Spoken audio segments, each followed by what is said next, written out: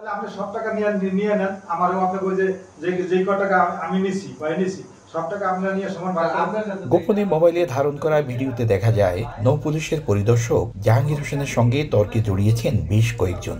ঘটনাটি জাটকা সংরক্ষণে নদীতে নিষেধাজ্ঞাকালীন।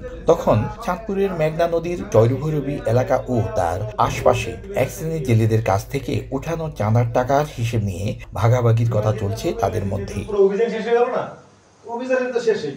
আচ্ছা ঠিক আছে, আপনারা যদি পারেন ওইগুলো আমরা আদায় করে নিয়ে আমি কোনো কন্ট্যাক্টে নেই, আপনার একটা সাথে।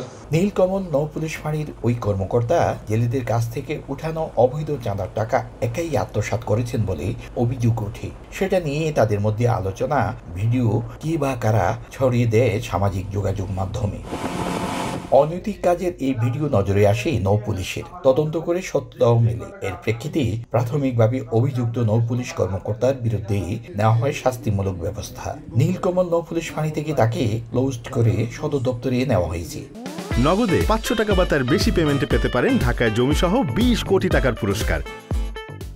ইতিমধ্যেই তাকে প্রত্যাহারপূর্বক হেডকোয়ার্টার্সে সংযুক্ত করা হয়েছে।